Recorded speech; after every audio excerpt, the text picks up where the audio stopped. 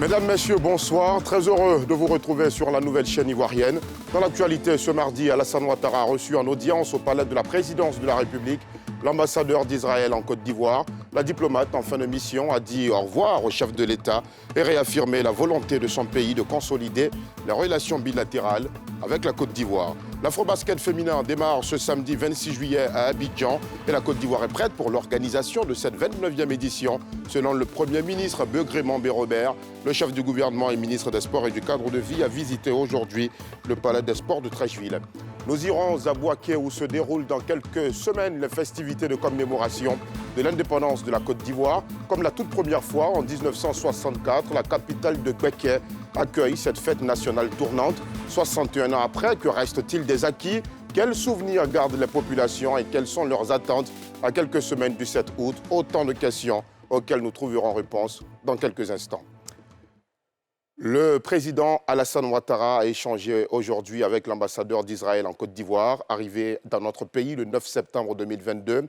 Et comme le veut la vieille tradition diplomatique, Roni Yedidia Klein a transmis ses remerciements au président de la République car elle est en fin de mission. Elle lui a également fait part de ses adieux. Une rencontre qui s'est tenue ce matin au palais de la présidence de la République, à l'issue de laquelle la diplomate a réaffirmé la volonté de son pays de consolider la relation bilatérale avec la Côte d'Ivoire, notamment dans le domaine commercial. Je vous propose de l'écouter à sa sortie d'audience. Je pars dans 3 semaines en Israël. J'ai terminé ma mission en Côte d'Ivoire avec le président. Nous avons aussi des échanges commerciaux entre nos deux pays qui ont beaucoup évolué durant ces 3 dernières années, mais on peut travailler à améliorer ces échanges. Nous vous le disions à l'instant, l'Afrobasket féminin démarre ce samedi 26 juillet 2025 à Abidjan et la Côte d'Ivoire est prête pour l'organisation de cette 29e édition. Le Premier ministre Begré Mambé-Robert a donné l'assurance aujourd'hui au terme de sa visite au Palais des Sports de Treichville qui accueille l'événement continental. Le chef du gouvernement et ministre des Sports et du cadre de vie invite le public ivoirien à se mobiliser pour ce grand rendez-vous sportif. Le récit de Salifi Alekoué et Joseph Zécré. Le Premier ministre Robert Begré Mambé à nouveau au Palais des Sports de Treichville. À quelques heures du top départ de la 29e édition de l'Afrobasket féminin, il s'est imprégné du dispositif devant accueillir les 12 équipes qui seront en compétition dans l'antre du basketball ivoirien. Le principal parquet, les vestiaires, les terrains annexes entre autres, ont été visités par le chef du gouvernement. Tout est fin prêt pour le début de la compétition, rassure Robert Begré Mambé. La Côte d'Ivoire est prête. Tous les ingrédients qui composent le succès de cette grande compétition qui commence le samedi, tous les ingrédients sont au point. Je voudrais à cette occasion féliciter l'ONS, le BNET, les ingénieurs de la primature, la Fédération ivoirienne de basketball, la FIBA, la Fédération internationale africaine de basket, tous les entrepreneurs qui ont travaillé d'arrache-pied, et je puis vous assurer qu'ils n'ont pas eu de repos. Ils ont travaillé en mode 3x8, c'est-à-dire que sur les 24 heures, il y avait pendant 8 heures une équipe en place. Et ils se sont relayés et on a pu tenir le pari de finaliser tous les travaux qui avaient été programmés. Le ministre en charge des Sports a à cette occasion invité à la mobilisation du public pour que la fête soit belle. Lancer un appel vibrant à tous les sportifs ivoiriens et à la population ivoirienne pour que, premièrement, on soutienne les équipes qui sont engagées dans cette compétition. Elles sont au nombre de 12. Et qu'on soutienne aussi surtout les éléphantes qui se sont bien préparées et qui savent qu'il n'y a pas de petites compétitions. Tous les matchs sont très importants pour nous. La compétition se déroulera du samedi 26 juillet au dimanche 3 août prochain. La Côte d'Ivoire est logée dans le groupe A avec l'Angola et l'Égypte, contre qui elle jouera son premier match samedi. Le Gabon veut s'inspirer de la Côte d'Ivoire pour accélérer sa transition numérique. Le ministre gabonais de la Communication et des Médias, Paul-Marie Gondjou, séjourne donc à Abidjan. Avec sa délégation, il a effectué une visite hier lundi dans les locaux de la ACA, la Haute Autorité de la Communication Audiovisuelle. Cette visite, vous allez le voir, avait pour objectif de s'imprégner de l'expérience ivoirienne dans le déploiement de la TNT, la télévision numérique terrestre. Salifi Alekoué, Chèque Bleu. Abidjan Cocody, siège de la ACA, la haute autorité de la communication audiovisuelle ce lundi soir. Paul-Marie Gondiou, le ministre gabonais de la communication et des médias, accompagné de cadres du secteur de l'audiovisuel présent pour s'imprégner de la mise en œuvre de la TNT, dont la ACA est l'un des piliers de ce processus. Sur place, le président de l'institution, Maître René Bourgoin, président de la ACA et ses collaborateurs, le directeur général Yacouba Dambélé, le directeur des technologies des études et de la prospective, expliquent les missions, les domaines d'intervention, les activités de la ACA, avec un point d'honneur sur le principal sujet de l'expérience ivoirienne en matière de TNT. Des échanges qui ont été suivis de la visite de certains points névralgiques de la structure, notamment le centre d'observation des programmes, le centre d'équipement et de maintenance. Une visite utile à en croire le chef de la délégation gabonaise, qui en tire beaucoup de leçons. C'était pour nous important et intéressant de voir comment cela se faisait et puis de visiter un peu les installations de la ACA. Le partenaire qui a emmené la Côte d'Ivoire à TNT est le même que le Gabon a choisi. Donc évidemment, on a des approches légèrement différentes, mais on se retrouve de manière générale là-dedans. Et c'était bon de savoir comment ça se passait en Côte d'Ivoire, voir si effectivement nous pouvions profiter de certaines erreurs, si je puis dire, pour pouvoir améliorer, déjà prévenir ce que nous allons faire chez nous. Donc au Gabon, nous allons, je pense, rentrer dans le processus de finalisation là en 2025-2026. Seuls 18 pays dont la Côte d'Ivoire sur 54 ont achevé au premier trimestre 2024 la transition de la télévision analogique à la télévision numérique terrestre, selon l'IUT, l'Union internationale des télécommunications. Le taux de couverture est d'environ 95% du territoire national. Voilà maintenant 13 mois que les éleveurs de porcs dans les zones affectées par la peste porcine africaine sont sans aucune activité. Leurs cheptels ont été abattus par le ministère en charge de la production animale. Et depuis, les indemnisations promises n'arrivent toujours pas. À Port-Bouët et Sangan, dans le district autonome d'Abidjan, les éleveurs sont en détresse et appellent à l'aide du gouvernement ivoirien. Pierre Dipomélin, Karine Kouassi et Omar Gansoret. En Boukro, dans la commune de Port-Bouët. C'est ici qu'était l'exploitation porcine d'Abou Ouattara. Aujourd'hui un champ de ruines, après la destruction systématique de son cheptel, suite à la découverte de la peste porcine africaine dans cette zone en 2024.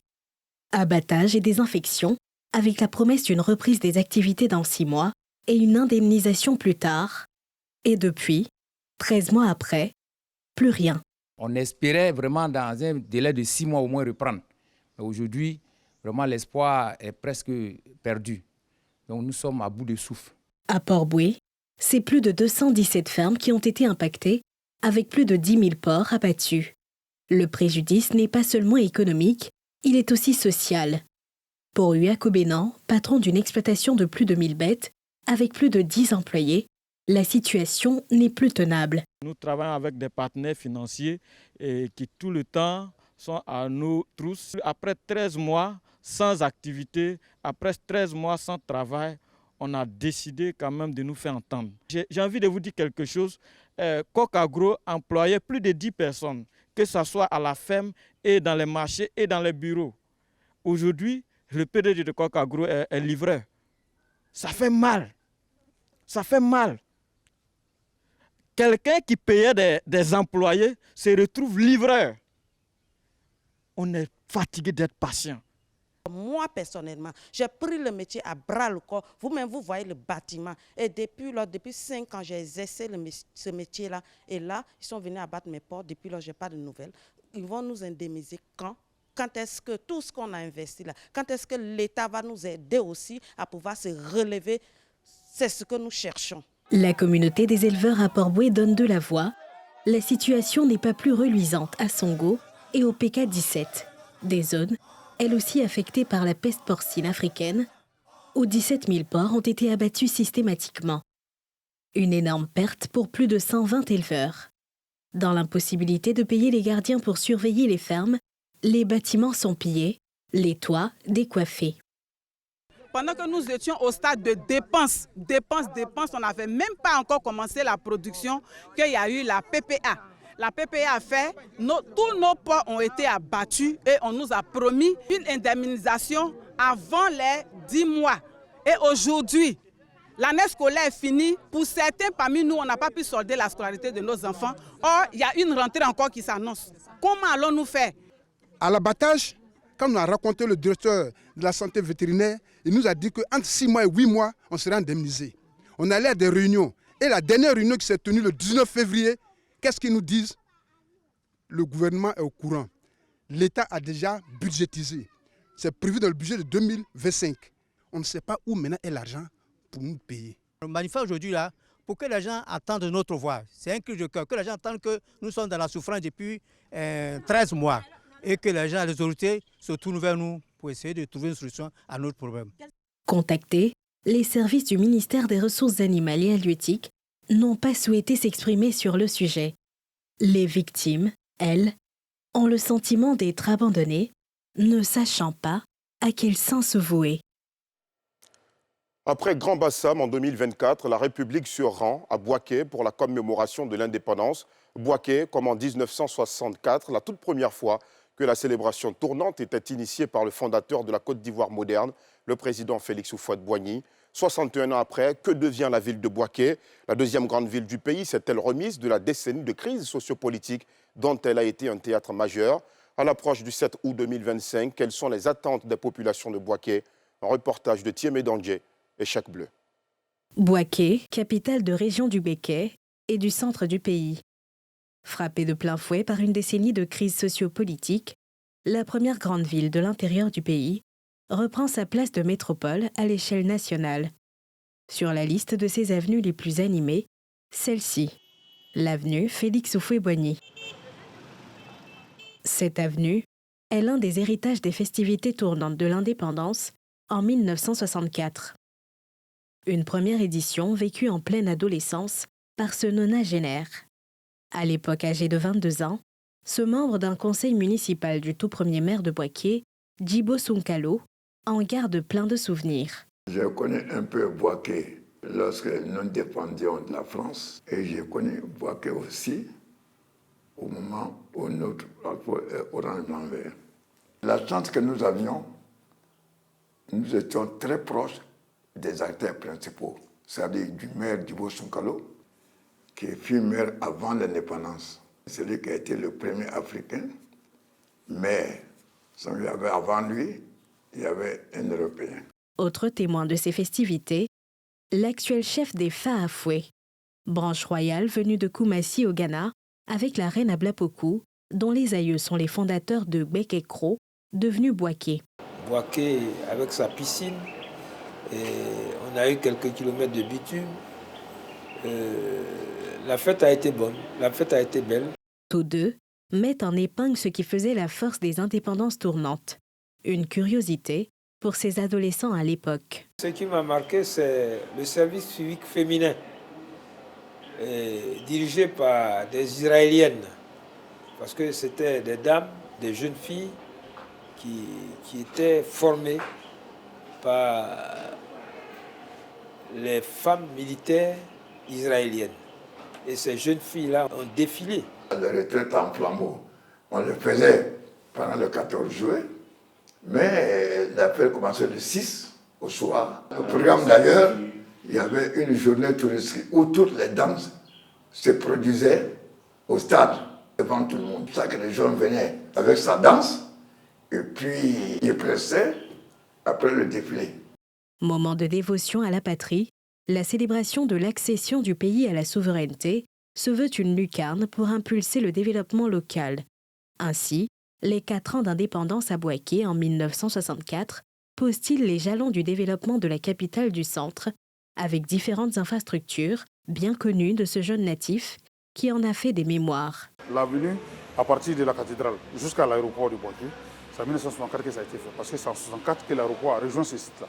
L'aéroport était précédemment sur un autre site.